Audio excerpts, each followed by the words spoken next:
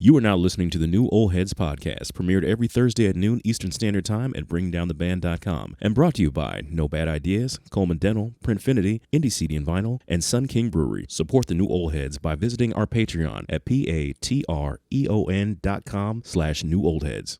We're now tuned in to the new Old Heads podcast. I am Major 7. We have the crew here, -1. Shout out to the homie DJ Jay Diff, taking care of some grown folk business. See you next week, brother. Hope all is well.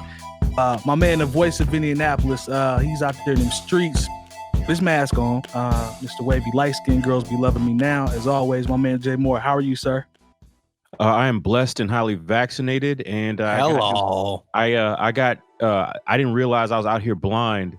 I got new contacts last week, and because at one point, like, I didn't realize that the whole world was looking to me like Nintendo 64 graphics. I didn't realize that my prescription had changed. So I'm just glad that I don't have to be all up on the computer to see y'all now. So once again, I can't complain about nothing. I got my 5 miles in today. Yeah. So I'm not messing around. Okay, I like it. I like it. Live from the Bringing Down the Band headquarters, man. Longevity. How are you, sir? Hello, Michael. I am doing all right today. Thank you for asking. I am going to always do my intros like this from now on. Hey. I got a feeling he's gonna be on one, man. Come on, man. You start singing with the Harold Melvin, bro. You already knew. My bad. Hold on, let me shut up. Let me do your intro, brother. Let me do you. I mean, if you didn't know me by now, you do now, right? Oh God, stepping in for my man DJ Jay Diff, world-renowned producer, super producer is what I call him, DJ. Represent Michigan now, living in Chicago. Pretty much then sold up the city of Chicago with that work. My man Baron, aka 𝗡𝗲𝗄. How are you, sir? Hey man, first and foremost, I'm blessed, highly favored, and so glad to be here, Michael. I'm in Major 7th. My apology, brother. But thank y'all for having me come through, man. Yeah. All fresh faces. I ain't seen y'all in forever, man. Y'all look like y'all moisturized with shea butter. This is an immaculate moment, man. What's cracking? Wait a minute. I thought you were really about to give it up like you were a guest at somebody's church. It's like giving honor to God who is the head of my life. I'm visiting from the greater Mount Carmel missionary, hold my mule, Baptist AME. I thought you was really about to give it up. Brother, hey man, if it's one thing you just did though, so you know what I mean? Listen, bro, I've watched enough Minister Louis Farrakhan speeches to know that's how you start that thing off, man. Big shout out to y'all, man. What's up? Man, we good, man. I see you over there in 6K, man, jumping out. We see you, boy, stunning with the camera. I ain't mad at you. I'll fuck around and touch one of y'all, man. Come on, man. Look, you're lucky enough to have a PlayStation 5. The only person you can see is Slot because unless you got that good resolution, you can't even see the rest of it. Man. Somebody crib now. They're like, who is that boy in your living room? That's how close he is right now. You know what I'm talking about? That's what it is, man. I'm looking you right in your face. How are you doing? You know what I'm saying? Real talk, man. What's good though? What we doing today? This is what we doing, man. We got our normal rundown, man. I got 3 topics that we selected, but we're gonna do we were having a conversation prior to coming on, so we figured we'd get this one in real quick. Jay Moore brought up an interesting point. I wasn't sleep on, but I did not know the severity, and that's how suspect some of these 90s R&B lyrics were. Now the New Jack Swing, the era, all that era that we grew up on, the vibe and the hooks were so cold. Immaculate. I'm talking about like just timeless. Like all of them should still sound good today, right now. Facts. They still sound great. But Jay Moore hit me with a mint condition joint where I was like, you know what? And was on some bullshit, and I think Stokely just was so cold that we overlooked it. Jay Moore, give Slot the example, man, because he didn't hear what we were talking about. Take down that lyric, man. Okay, some of that was suspect. One of my favorite joints from the 90s, something that was a staple on all slow jam tapes, was a record by Mint Condition called "Breaking My Heart" in parentheses Pretty Brown Eyes. Of course, the groove that's is the joint, right? But yeah, exactly. But then you start listening to the lyrics. There's a lyric in there that says, "There's 2 of them that really stand out to me, but one of them." I'll give you both of them actually, don't tell your friends that I don't mean nothing to you. Like, first of all, like she is talking greasy to you about you to people that you don't even know. That's in the second verse. But in the first verse, it was Can we focus on that line before you go to the second one? Can we focus on that line? Yeah, let's focus on that before, because the second line I'm gonna give you is in the first verse is the one that he really should have stopped writing a song and singing to this girl at this point. Slap, can you come down just a tad? I think you a little hot, brother. Just a tad. Just a smidgen. Just a smidgen. That's right there. Is that there we go. That's good. Yeah, that's good. Go ahead. All right. So what's the lyric one more time, man? I just feel says, your friends that I don't mean nothing to you. So in my eyes, talk to me now. Corny is, you feel me? What I'm thinking he's saying is, first off, I have high self-esteem, but I know I'm going below where I need to be. But I enjoyed this so much, I just need you not to tell your friends that I'm doing this. You're giving him a lot of credit, especially when you hear this lyric where he says, don't tell what? You keep telling me that your time is always taken, but I keep seeing you out alone. Man. Look, she would rather be alone than to be bothered with your goofy ass. Like, you know what I'm saying? Like, her time is more important than to entertain you and your foolishness. You got to understand, women, a lot of times in these songs, were telling men, look, I've already told you I'm not interested and you need to stop. And to that I say, yeah, it's hard to defend this shit. No, because sometimes what happens to people is, one, she was setting a barrier for them. Okay. Letting them know, hey, just because I'm available doesn't mean I'm free for you. Okay, but and the thing is, like, it sounds a lot more cold-blooded when I just say it. See, that's why it's so smooth if somebody knows how to sing. Like, we can go back further. Remember, shout out to, rest in peace to brother James Ingram. But you know, he's saying, I did my best, but I guess my best wasn't good enough. You know, that sounds smooth when you sing it. But if you said to a woman, look, I did my best, but I guess my best wasn't good enough, because here we are right there where we started before. You liable to get hit in the face. It's hella passive aggressive, really. Yeah, really. So, but you hear him sing it. James Ingram was so smooth, he was able to sing some real passive aggressive stuff and get away with it. And, you know, and he didn't get hit in the head with a frying pan. Question for you, man. Have you been paying attention to rap lately? I mean, look, we can't set the bar there. Like, these are the brothers who are singing, supposed to know better. No. I just think that maybe we missed something in hip hop, because we all thought it was all the words, right? Oh, okay, yeah. Okay. But half of communication is how you communicate. True. Well, this is true. And think about it. If I say, dog, I'm gonna shoot you right in your face. Dog, I'm gonna shoot you right in your face. Okay, I'll give you another one from the 90s. Motherfucking face. Here comes Jodeci. Here comes Jodeci talking about it's been an hour since you've been home, and that's too long. So come back home. First of all, she gotta go to work, fam. Yeah. All right, she can't be all up under you that whole time. Yeah. Like, that's some straight stalker shit that you can't be without your lady for an hour. Nah, I'm not gonna lie, man. That's some real, like, I just got my crib shit. We just had good sex vibes, and that's some shit that, like, sounds good on paper, but like once the relationship is once you break up with the person, it's like, dog, think about it though. Like, think about Teddy Pendergrass Close the Door, right? Fam, like, 2021, fam says, let me do what I want to you over and over again. Like, you can't say that, brother, in 2021. Sure, but I think you can rap it, but you can't sing it. But maybe it's you can't say that. Maybe the distinction, brother. Maybe it's implied consent though. Where's the consent and let me do what I want to you? Well, maybe she wants you to do that. Maybe she's a dom. Okay. Or maybe he's a dom, she's a sub.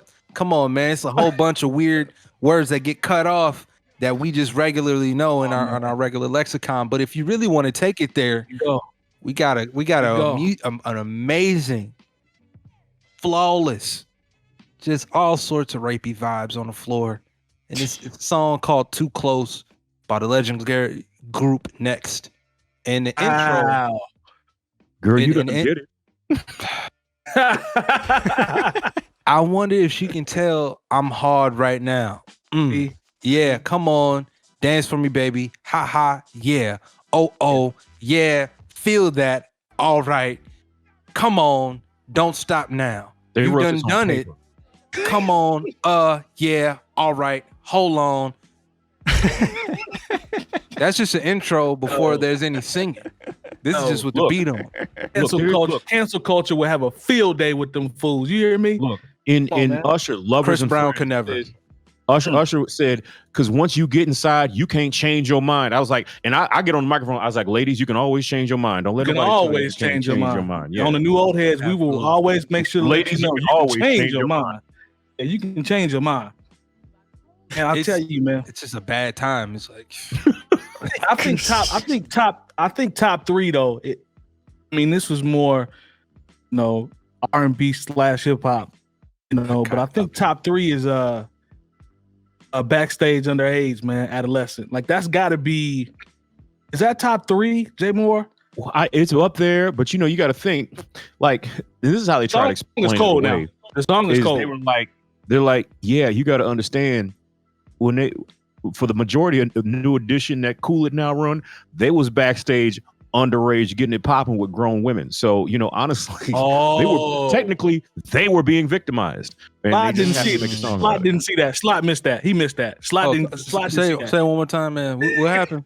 No, I want to make sure I got it all the way from the top. They was 15 and 16 out here singing Candy Girl, Did You Get It Yet? And it was grown women trying to get backstage. They weren't talking about underage girls. They were talking about how they were underage and they was getting it popping. That's how they tried to explain it away. What about Do Me by Belle Biv DeVoe? Yeah, that was the song. That was the lyric in Do Me. So I want to bless y'all with 2 rap songs. Backstage underage adolescent. How you doing? Before we do that, though, it was like, hey, how you doing? Think about Michael Jackson's ABC.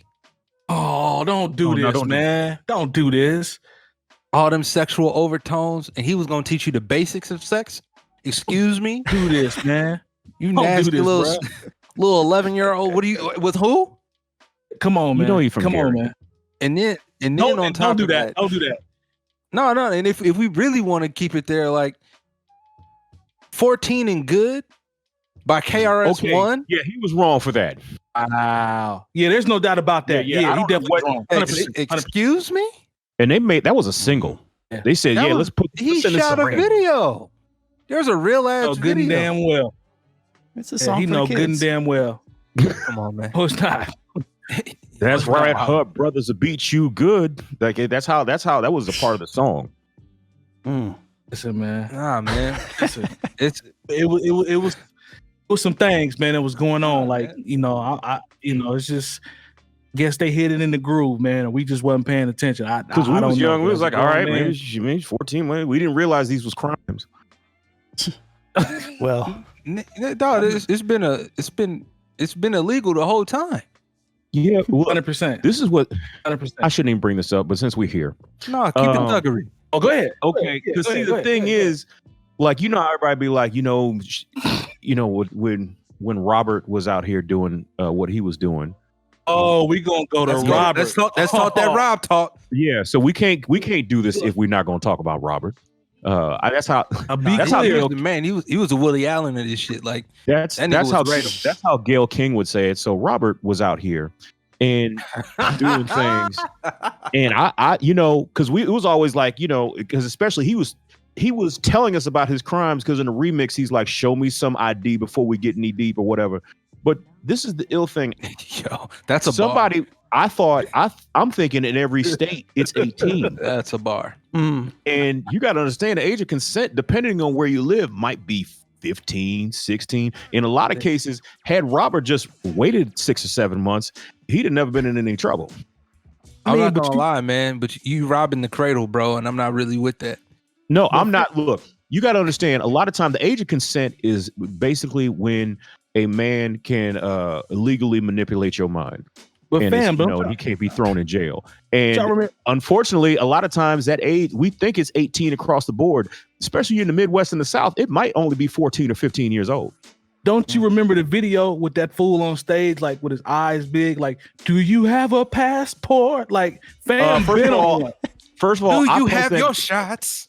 First of all, I post that video every 6 months because it's that entertaining to me, and that needs to be our new national anthem. When he says, "Do you have your passport? Yes. Did you get your shots?" Like, that's more relevant than ever. He was. I want to get on this plane. First of all, Robert was a prophet when it came. Hey, bro, to that. hold on, before you continue, brother. Can I ask you to never do that again? I know we were just talking about gassing up our friends, but I don't want to hear that vocal inflection from you ever again. Just out of love, just respectfully.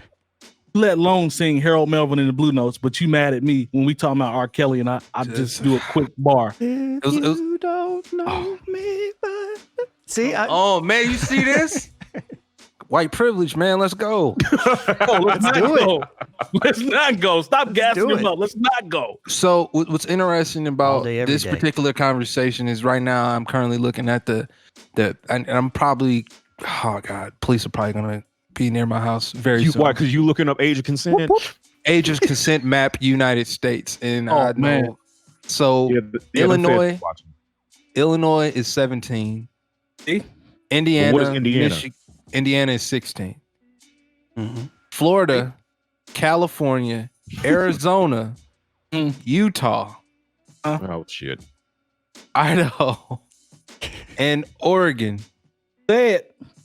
are all 18. Okay. Now, I always say pretty crazy shit about Florida on a regular basis, Huh? but I don't know, man. Okay. Seems like they kind of got their shit together down there, at least on that one. Yeah, but what is Indiana? Look up what is Indiana? 17 16 or 16. 16. 16. Exactly. See, all he had to do was cross over to Gary and wait about 6 months. R. Kelly would have never gotten out of that trouble. No, but the thing is, he would have had to stay in Gary though. That's the only thing. That's the only thing that's messing him up. Had he just stayed, he had just got a crib in Gary, he'd have probably got the tax breaks for it. What? Yo, fam, I know she's a citizen of Illinois, but we're in Gary now. Oh, let's get into this rundown, man. I know for a fact. In the mind. Come on, brother. Come on, brother. I know for a fact. This is a 3.5 hour conversation. So let's get into this rundown. Yeah, maybe we should talk about something else before we both get with these canceled. fools. 100%. We was heading right down Cancel Lane. So let's go ahead and right get down Cancel Lane. We got to use that on a regular. Absolutely. Right down Cancel Lane. All right, Let me get this off of my computer, by the way. This age of consent map is disgusting.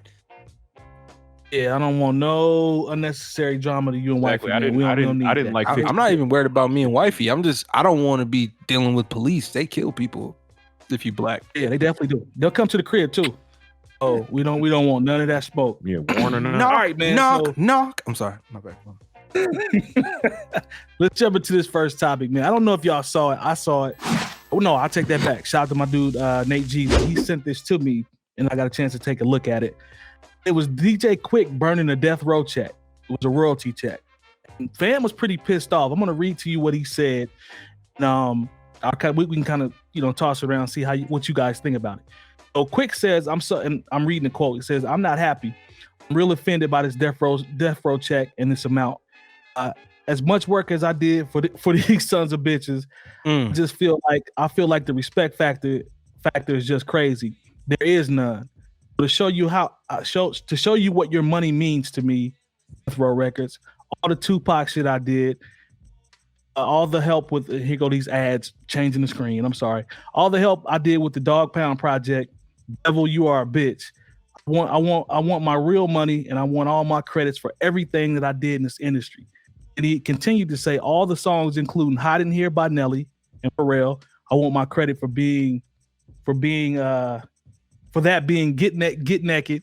He said, I want my credit for Kendrick Lamar. And this is no disrespect to Kendrick Lamar. Yeah, for 𝐀𝐁𝐎. He said, I love TDE. I want my credit for 𝐀𝐁𝐎 as well. He said it was crazy. That's crazy.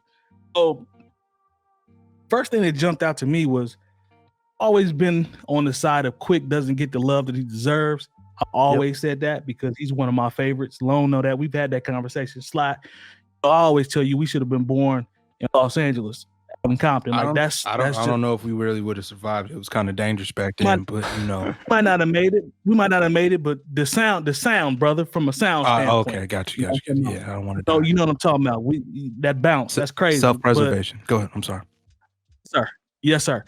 But I've always felt that he's been, he gets played, man, when we talk about all-time great producers, but it's kind of shocking to me to see a dude that did that much work, especially with Death Row, to even be able to say something like that. Like, I was personally blown away by the video. Like, how could y'all play DJ Quik? Like, I'm confused. As much as he did for Death Row, I'm talking about at the apex, the prime. I'm confused as to how he could get played. He started mentioning Hot in Here, all those records. I had no idea about that, but maybe there's a reason why we didn't know about that. Right. You know what I'm saying? Based on what he's saying.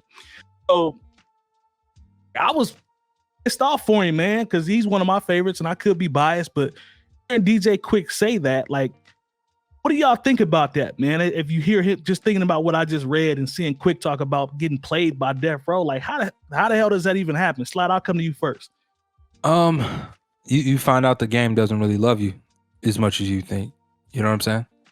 Like, it happens, dog. If a DJ can leave a venue, a packed venue, without money, I'm guessing when there's more money involved, it can get uglier when there's records, when it comes time for credits, when it comes time for proper distribution of money.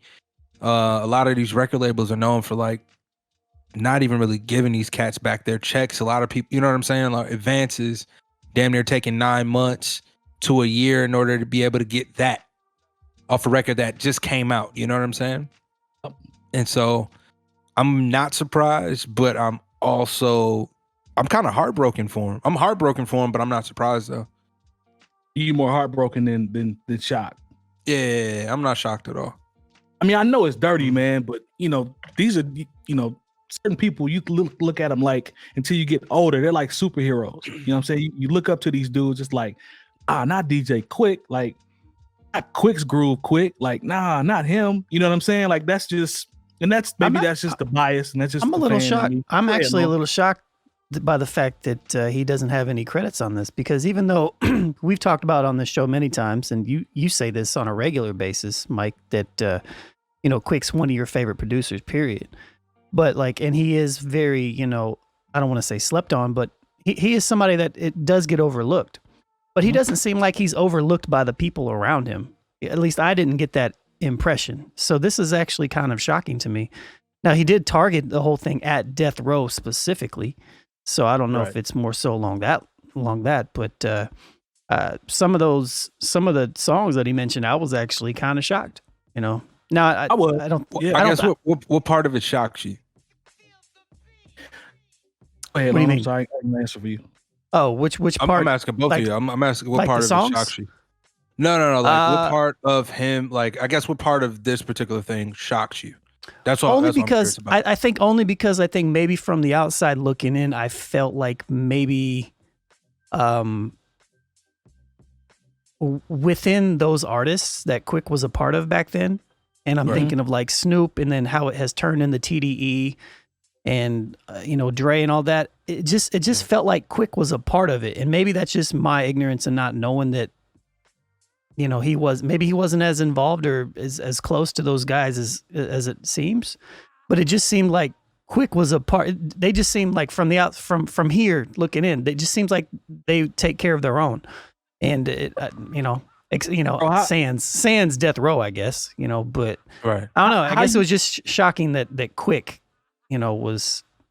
Because I mean, like, y'all know how they did Warren G and shit. Yeah, I heard about it. You know what I'm saying? So like. I, as much as he was part of the fold, like, we didn't really even find out that Dad, like, you had to really pay attention to know that Dad's produced a lot of that shit. True. He did. But you think about it though, there's Quik, if I'm not mistaken, I could be wrong, but I've always been under the impression, based off what I've read and seen, on the net, is that like All Eyes on Me was turned in like 2 or 3 weeks, and Quik mixed all that shit as the engineer. Like, Lone's point is like, you can't jerk the dude that mixes me. And maybe, like I said, it's just outside looking in, because we all know we've all been jerked at some point, so we get it.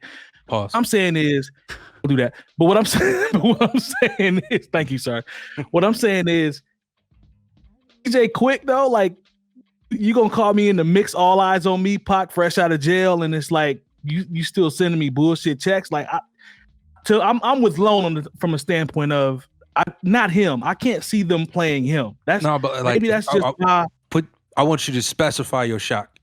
Specify that for me. What part of it shocked you? If you know, you know Death Row's dealings, what part of it shocks you? 𝐀𝐁𝐎𝐃 shocked me. Nelly, It's Hot in Here shocked me.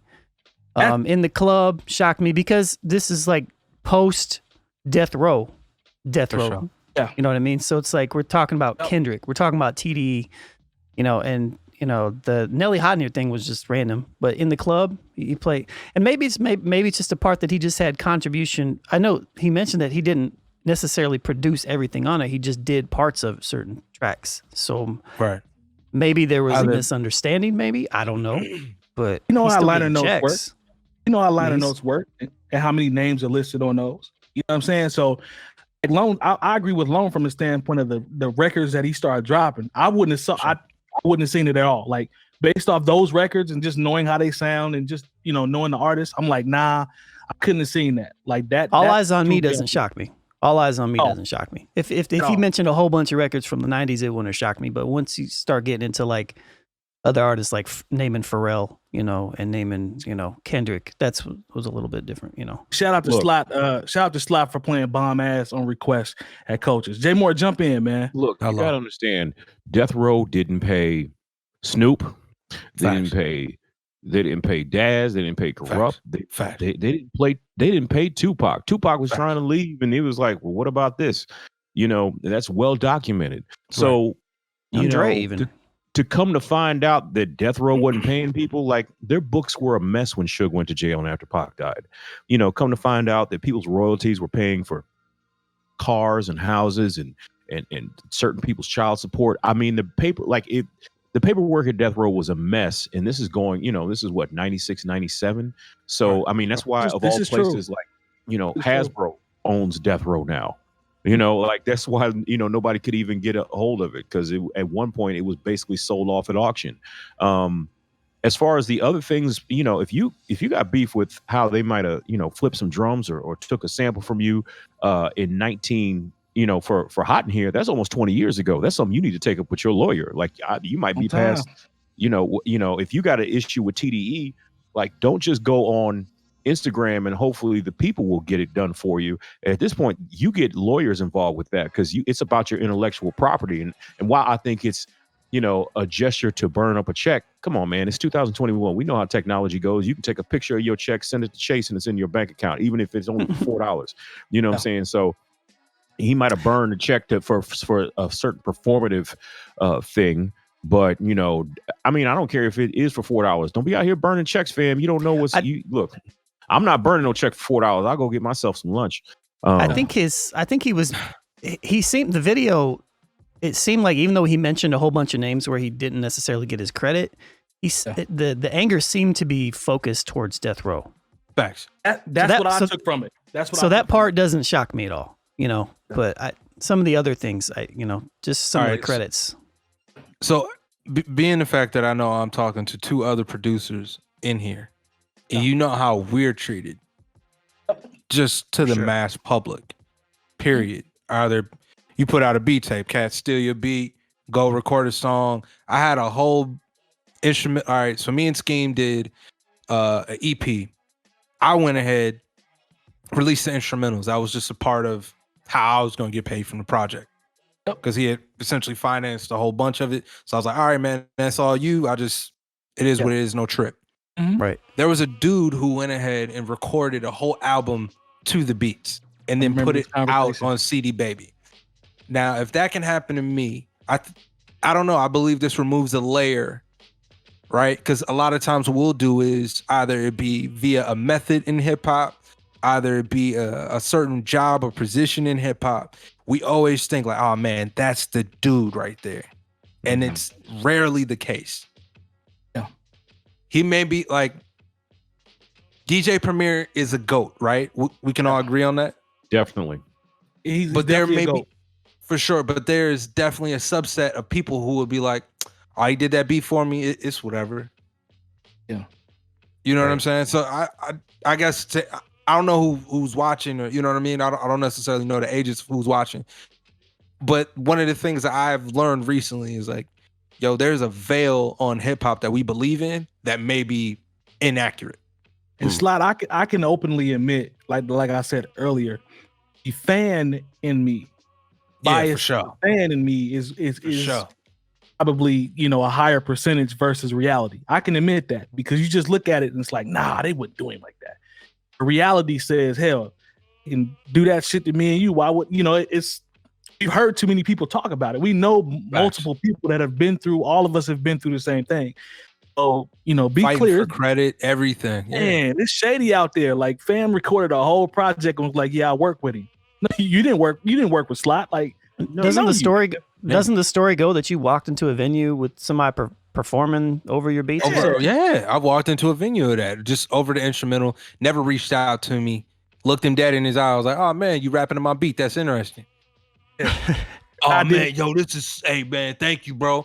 Luckily it was an open mic. I wasn't too offended, but at the same time, I'm like, thank you. You ain't never talked to me. Like, surprise. Bro, you still got my tags all over this shit, like from the original tape. Like, that's super corny. That's super corny. Rapping over tags, that's corny. Tags, all sorts of vocals. He left the tags coming in. Yeah, he left the tags for credit, man. You know. That's how he was gonna get back. And you know, man, I work with my man Slot. You know, we give it up. Those tags was for thirst. He ain't care. Like, fuck it, I'm just gonna record over the tags. Like, those were thirst. That was for thirst.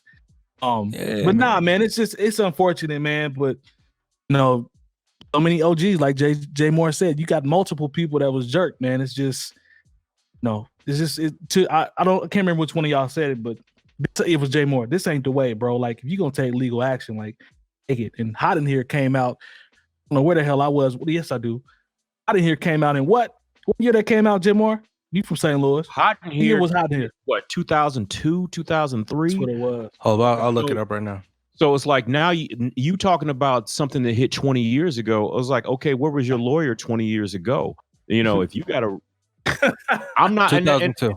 Yeah. So 2002, and you talking about, yo, you want your credit in, it's 2021, fam. Like, and you're probably owed. I'm not taking that away from you. You probably are owed. But why didn't you say nothing then? You know, I mean, we can't. And maybe it's political because, you know, this record industry, there's a lot of people who wind up getting jerked and they don't want to say anything because it'll keep them from working with getting another next artist. Yeah, you know, so okay, maybe they get short at this time, you know, and I know producers who had to go through this, you know, people I know personally who, you know, and you know, they might have raised a little issue about what was going on, and then their phone stopped ringing. So, you know, it's unfortunate, but a lot of times playing the game is the worst part of the game because, you know, you've got to wait until you've done like 5 things in a row, and they're like, oh, okay, I guess we'll pay him now. But DJ Quik is in a different situation because Quik was solidified in the game, you know, by the time Hot in Here came out. And if he's owed a piece of that, then he needs to go back and get it, not now, but right now. I'm talking about right now because we know how big that record was. So I hope he can get his just due, man. Like, he put it on blast, but the second part is following up. Like, it's acknowledging and then it's following up on trying to get your paper. So I wish him well. I hope he get the shit. I ain't gonna lie. Like, absolutely, I hope he get it too. I'm just not like, for me, I'm just not surprised, man. Like a lot of people do shit in this industry, man, and it's like I spent majority of my life being surprised by it, and now it's not even there anymore. It's like, damn, all right. So this is what's going on. You know what I mean? Duly noted. Keep it moving. Yep, I agree. That's basically what we can do. Yep, duly noted. Yeah, hell yeah. Don't get it twisted. Man. I'm not like jumping out the film. Oh my God, DJ Quik. It was just like, well, on my level of surprise, it's like a 2 instead of like a 4 out of 10. Look, just think about all them people that produced them big songs for Lil Wayne, and Baby didn't pay them either. This is almost just par for the course. Oh man, I think Death Row might have laid out the carpet for my mans to not, like, for the stooge of paying people. Like, it's not happening, man. But did y'all know there was a Rock Raider remix of Hot in Here? Absolutely not. No. RIP to the GOAT, man. Huh? Did not know that. Yeah, Let's run the partners, Mike. So what now? Let's run the partners real quick before we go into the next one. Yes, sir. Yeah. We'd like to thank our partners for the new Old Heads podcast. No Bad Ideas Clothing Company, Coleman Dental, Printfinity, Indie CD and Vinyl, Sun King Brewery, and the hub for all things New Old Heads, bringingdowntheband.com. Remember, once you type Bringing Down the Band in the search bar on YouTube and the page populates, subscribe and hit the bell for notifications. And as always, we thank you for your support. Now back to the show. All right, y'all, we back. Appreciate our partners as always. They continue to take care of us and support us, so we really appreciate them. The newer ones and also the ones that have been down from day one. I feel like I found one of these in my closet. Why? Well, it was my grandfather's, and I was like, "Why?" Oh, okay. All right, clear that up. I was like, "What is this for? Is this? Did he clean his teeth with it?" Or did he do some other type of, like, this is the type of thing that you might see at Coleman Dental, when they clean your teeth. Yeah. So, Okay. Plug. Okay. Grandpa was on the. No, that was. I think you might mess around and lose a sponsorship off that one, man. I don't Be like, yo, why he got his own dental tools at the crib? Yeah. Right. Pawpaw was ahead of the game. I'm gonna do it myself. I'm just gonna get in the mirror real quick, check this cavity, get on up out of there. I inherited so much stuff from him that's just so random, and I just was in my closet and I looked at it and I was like, "What is this?" All I know is Lone's grandfather has the heaviest toolbox that I've ever seen in America. It's a bench, not a box, but bench. I'm sorry, tool bench. I'm sorry, heaviest tool bench I've ever seen in my life. It takes 12 people to move it. At least all right. 5. All right, man. Let's get to this next topic. Yes, sir. So this was via the source, and the headline says Pharrell criticizes labels' advances. It says no one should own you. So I'm going to read a paragraph from his comments. It says, "What's up? Typo. No, I have a typo I have to fix. Go ahead." Okay. It says you shouldn't walk into a company and say, "I'm going to make this record." Give you an advance, and then for the tenure of that, the entire time your album's out, you're working to pay back that advance. He said that's illegal. He said Pharrell then went on to say, no bank gives a company a loan to start a company, walks away with the trademarks. He says no one should own you. Bank gives a company a loan to start a company and walks away with the trademarks. Oh, when I saw this, I was like, well, damn, Pharrell is making a point. The question that popped up in my head was one, okay, so he's making a point, which could be looked at as valid, but I mean, is there an alternative to that? Is there an alternative to the advance? Because at the end of the day, we all know. How about them just not owning it? That's fair. That's fair. Record label is not about, we want to make sure that you're the greatest. Like, they have to make sure they hit them numbers. And then if you're successful, and that's cool. Everybody's trying to make bread. Be clear. It's about the bottom line. And that's one of the questions I wanted to ask. Like, is there an alternative? And I think, Lone, you already jumped in there, man. You said just and say your point again, what you just said, as an alternative to that, to the advance. Well, it seemed like his argument was, even if they give you an advance, they still end up owning it on the back end, right? Right. So they own the master recording, and yeah. So why can't you enter into a contract to where they still potentially owe you money back? Maybe. Well, I don't know. That's a little. It's tricky. It's tricky. Yeah, it's tricky. Because we hear so many stories of people. The smart. Well, from what I would say, the smart ones are the ones that say, "Yeah, gave us an advance, but I also hustled outside of the advance to make some extra cheese." Like, then you also hear artists that blew through the advance, right? And they were in debt. You know what I'm saying? So there's ways to play it. There we go. There's ways to play it. You know what I mean? But I just don't know what the alternative is, because the paperwork and the wording is so tricky. You know what I'm saying? Well, like, it's well. I mean, to my point, and then I'll let Jay talk. But I feel like you can get clever with the wording and you can get clever with everything, and you can still give the artist the ownership of their property. Is it really though? I feel like you can. I feel like you can do that. I mean, so I've written contracts before as somebody who runs a label, and Mild flex. The way that I do it is pretty simple. Like the artist always gets between 80 and 85% of everything. And if they ever want to take their art and go somewhere else, they can. But while they're on the label, then we collect residual, money. The only difference is that we don't supply like master distribution, like publication. You know what I mean? Like we'll pub it, but we're going to push it everywhere. But we can still house everything. We can still take care of all the distribution on the back end. But as far as like owning it after, something's recouped, I think it's just in how you write the contract up, I don't know. I feel you.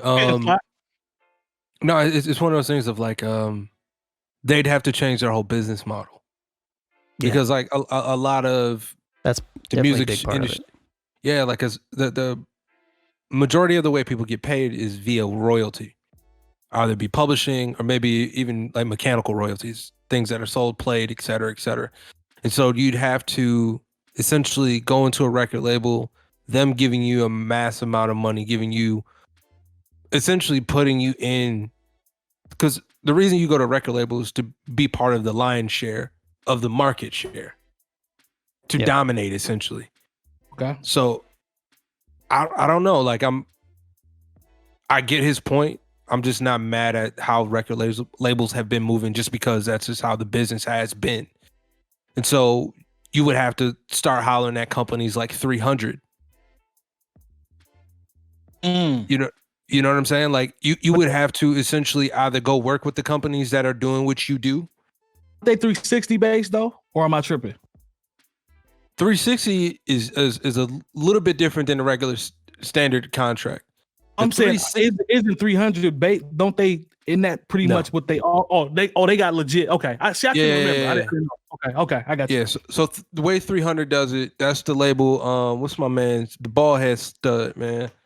Kevin Liles. Kevin Liles, yeah, Kevin Liles. Kevin Liles. There's one more. And the dude who helps with the Knicks, the marketing for the Knicks. Oh yeah. He's got his own. No, I just heard has about his own thing. Yeah, that's right. On Joe Budden. What? Steve Stout. Steve Stout. Like, so you have ways of doing it where, but the thing that's happened is a lot of the new artists have gone over there. And so maybe they have different deals and profit share. But I think what ends up happening a lot of times is like, there has to be a Drake. There has to be a Pharrell. There has to be a Rihanna that goes to that label and dominates and then makes everybody else change their business model around it. And until somebody actually does that, it's sad for that shit. Well, I mean, everybody talks about their masters and what we should do to, look, Ray Charles tried to show y'all the way. Like he walked in and told them white folks, look, and when I say white folks, I'm not talking about anybody listening right now. We ain't talking about you, Long. Y'all listen to new old heads. I'm not never know. Not on this one. Yeah, maybe next time. Not on this one. He literally said, look, and I want to own my masters. And the guy behind the desk said, like, nobody has that. And he's like, if you want me here, I got to own my masters. This is the 50s, 60s, when they weren't trying to do this for any artist, not especially a black artist. So why is it that so many artists in 2000, because like honestly at this point there was a whole time where you needed a record company to get your song on the radio, to make sure that your song had prominent placement in Target, in Best Buy, in Walmart. We're in a whole digital era now to where like you just need somebody to make sure you're on the right playlist. You need to make sure that they can at least get you up to Hot 97 or the Breakfast Club or whatever venue is going to have a nice YouTube situation for you so you can promote your album. You don't have to fly to each and every market to sit down with whatever morning show. You just got to make sure that you're on the Breakfast Club, and you might already be in New York as it is. And so what it is to promote a record isn't what it was to promote a record when I was in radio, to where every time an artist came to town, like he had to do a record pool meeting and sit down and buy everybody chicken wings and beer and whatever. Like, you don't have to do all that. You don't have to go to all these little mom and pop stores. Yeah. The game has changed. And a lot of times what a lot of these artists don't realize, they still have them under old record company rules in their contract. They're still charging them for jewel cases and promotional materials. And it's like, that's why you got to read your contract and know what it is that you're going to ask for when you walk into these situations. Because at this point, there's no more A&Ring. There's no more, okay, I believe in you as an artist. And so what I'm going to do is we're going to work together. We're going to create these records, and you're going to become the biggest artist in the world. No, what we have now is a situation where, if anything, all I do is look at YouTube and say, oh, this dude got 2 million YouTube views and he doesn't have a record deal. Let's see if I can partner with him. You already, just like we talked about weeks ago when we talked about how there are no more R&B groups, because you can't be you have to be a finished product in 2021 before these major labels are going to throw any money at you or deal at you. Because a lot of times I have 1 million plus views. Yeah. So if you're not already a finished product, you're not getting any looks anyway. So, if you know you're a finished product, and maybe you only trying to, if you're trying to make, say, $250,000, like, you got to think, okay, do I want to take $2 million in advance so I can make $250,000 when if I really want to get out here and just sell some sweatshirts and and do what I got to do as an independent artist, I can still make that same amount of money and not incur all this record company debt. It's an old model. Trying to take money from hit it on the head. Is an old model, and artists, they can't be so enamored. Like, I just signed with Def Jam, Universal. You shouldn't be excited about that shit at all. Like, I remember when Cardi B that don't hit the same. I remember when Cardi B signed her deal with Atlantic. I was like, and it's funny, Metronome will tell you this story, like how I would talk to him about Cardi B for, like, when I was telling him about Gangsta Bitch Music 1 and 2, I was like, yo, she's going to be a star. And I was like, why would Cardi B sign a record deal? Cardi B already had it, but it's worked out for her, but I don't think it would work out for her. I think there are other artists who sign the record deals. I'm like, why would you sign a record deal? You already are hot in the streets, you get money, you doing shows, and nobody's taking a cut of what it is you're doing. It's not overly necessary, I don't think. I think to what I was going to say, to Slot's point, when I was talking, like, in the same reason why I built what I built is the power is in the artist's hands right now, I feel. And so 100%. Like, as an artist looking for stuff, like, you don't have to get something that's all encompassed into, like, the label does everything. Like, you can get distribution and find your distribution somewhere and then find something else elsewhere. Like, I don't know, like, the question in itself, like, is there an alternative solution to label advances? Like, the obvious answer is, why are we talking about label advances? Why are you taking a label advance when you've already got a song that's streaming? You already shot a video. Why are you taking money from the label to shoot a video? Why are you taking? The record was mixed. The record was mixed and stuff before, when y'all saw me. Like, we've already recorded the mix to master. Like, a lot of artists already have a do it yourself DIY. Yep. Right already. Yeah. Why did you say? It's mostly the I was gonna say it's the distribution in general. Okay. Go ahead, Sly. What were you gonna say? A lot of people take those advances because they're coming from dire straits. True. You know what I'm saying? So, like, somebody might, all right, man, I've been coming out of pocket for this. Me and my homeboy have been sitting in here in this apartment knocking out these records. Now, I haven't been paying them, but we've been figuring out other ways to make money. A lot of those advances don't necessarily go directly to the artist's pocket just to spend. A lot of that shit goes to, like, the actual financing of a project, paying for marketing, et cetera, et cetera. It's taking a business loan and still not really owning the company, right, more than anything else. You know what I'm saying? So, like, whereas you have a situation with Lone where, Lone joins me as a minority partner through the duration of this project. My bad. Right. This is mad technical. But That's why a lot of, you know what I'm saying? Go But you join the record label any day of the week. Like even Nipsey did it, and that's one of my favorites. That's my heart right there. That's one of my favorite artists. He took it because he knew it's market share over just having a share. You know what I'm saying? Being a quarter partner of Apple hits a little bit different than just having Apple stock, if you get what I'm saying. Yep. Okay. See your point. I mean, it's funny that these two topics really are just highlighting how much bullshit is into, how much bullshit the music industry is. Like, and you get bullshit, and you get bullshit. Yeah, it's gonna be you gotta wade through a whole bunch of bullshit. But no, at this point, man, you look at our. Go ahead, Long.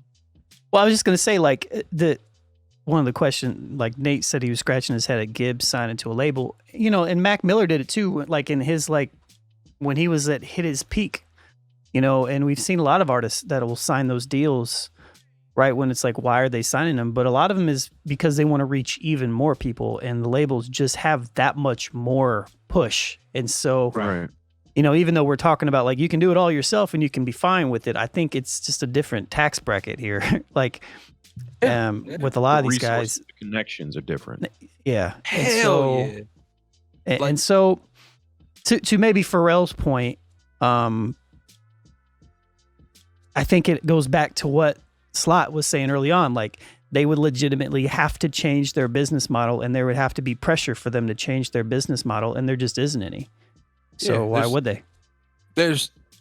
I think the biggest piece of the conversation that has come up, and I've seen Steve Stout be a part of at least 3 of them in regards to Drake.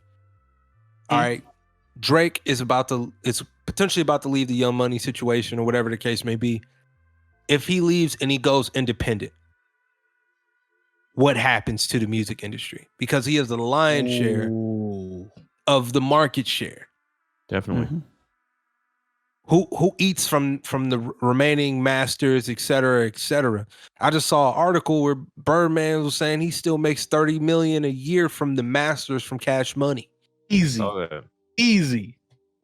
So I can only imagine how much Universal is getting from having all those various artists associated. Interscope.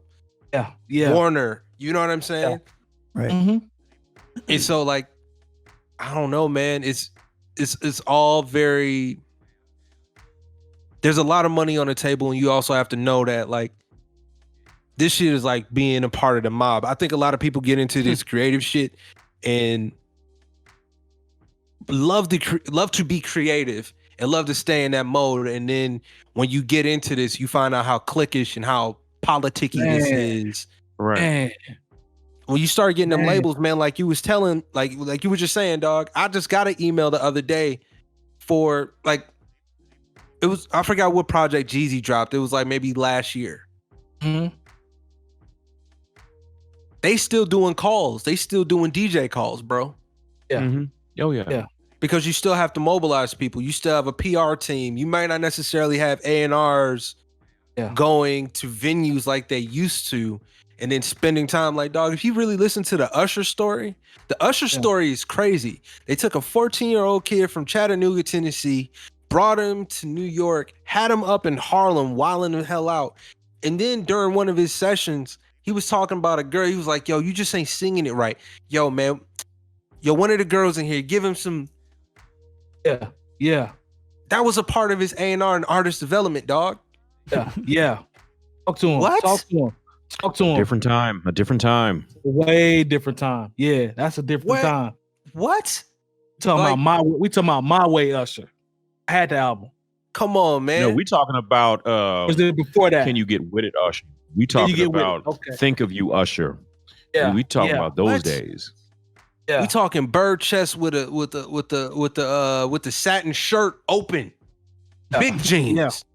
Yeah. Wind blowing. Yeah, like that was him, bro. Jinko jeans, Come man. on, two side. Talk. Don't mess with me, Slide. You know I know what I'm talking about.